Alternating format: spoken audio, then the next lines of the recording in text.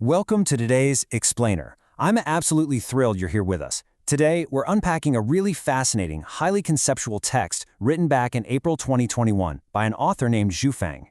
We're going to explore a philosophical framework for what he describes as the ultimate evolution, totally transforming the human state.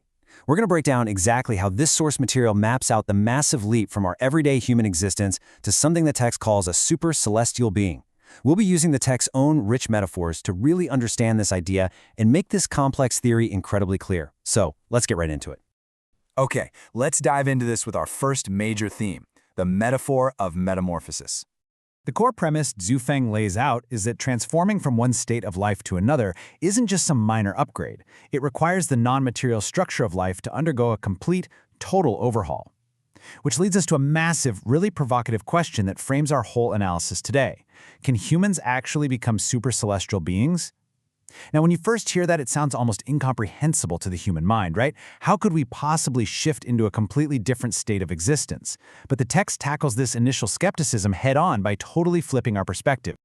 To answer that skepticism, the author poses a brilliant counter-question. I'll quote directly from the text here. Ask a caterpillar, can you become a butterfly?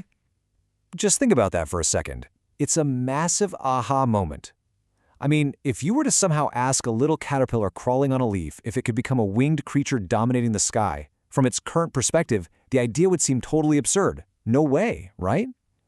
The text uses this to show how our own human perspective, when it comes to our potential evolution, might be just as limited as that little caterpillar's.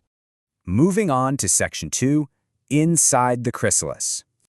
The text points out that a caterpillar doesn't just randomly sprout wings and fly away. To explain how this non-material change actually happens, the author grounds the theory in a tangible physical process we can observe right in nature.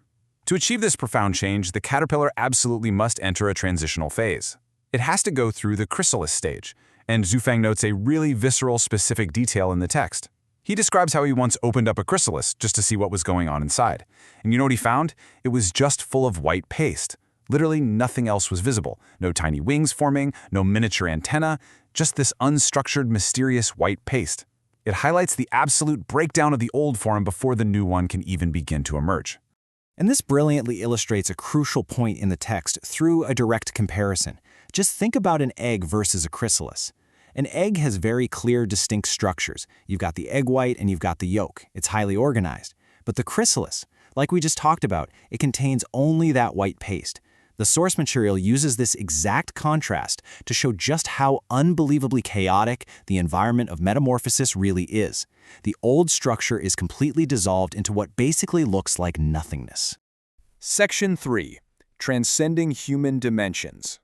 Because the text points out that despite all that chaotic, unstructured white paste, something incredibly ordered and beautiful eventually emerges, a butterfly. The author uses this natural phenomenon to prove to us that an evolution of life that seems completely unbelievable actually happens right in front of our eyes. And more importantly, it proves that life can completely transcend its current dimensions. The text maps out this dimensional leap super specifically. In step 1, you have a creature living in what the author describes as a two-dimensional world, basically just crawling on the ground. Then, after that messy chrysalis stage, we hit step 2, a being living in a four-dimensional world, effortlessly flying in the sky. The absolute crucial takeaway here is that, according to Zhu Feng's framework, humans are currently the caterpillars. We are the ones right now in that two-dimensional crawling state, looking up, unable to fully comprehend the next massive dimensional leap. Which brings us to Section 4, the Programs of Life. Now we hit a really fascinating pivot in the text. Here, the narrative vocabulary shifts entirely away from natural biology and introduces this structural, almost technological kind of logic. The text basically begins to treat existence and biological evolution like an operating system on a computer. According to the text, the unbelievable evolution from white paste to a beautiful butterfly isn't just random chaos miraculously organizing itself. The fundamental reason it happens is that super celestial beings have set up a specific program for life's metamorphosis. Everything happening inside that chrysalis and everything in our own potential evolution operates strictly according to a pre-installed program. And the text asserts that there are actually multiple available life programs set up within the human body right at this very moment. It states that if we operate according to these inner programs, humans can transform into all sorts of various states.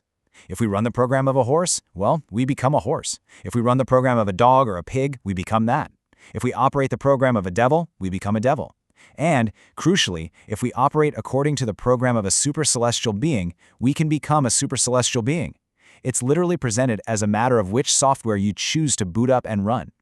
Now, what's really interesting about all this as we move into Section 5, aligning your consciousness, is figuring out how we actually put this into practice. Because this gives us a real framework for human action. If these programs exist within us, how do we actually engage with them? Here is the core question posed by the source material. How can humans operate according to the program of supercelestial beings? If the capability is already pre-installed in the human hardware, as the author claims, what's the trigger? How do we actually hit the execute button on this specific, highest-level program instead of all the others? According to Xufeng, the answer is beautifully simple, yet profoundly challenging. To hit that execute button, you have to live in alignment with the consciousness of supercelestial beings. That is the literal key to running the upgraded program.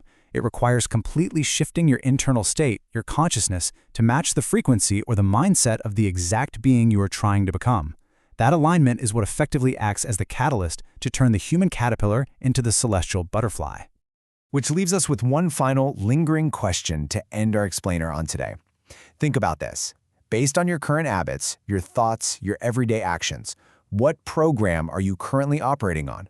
Are you running the program that keeps you crawling on the ground, or are you actively aligning your consciousness to fly? It's a seriously fascinating thought experiment from the text, and it encourages us to take a really hard look at our own trajectory. Thank you so much for joining me today as we unpacked this incredible framework. Keep learning, keep questioning, and I'll catch you in the next explainer.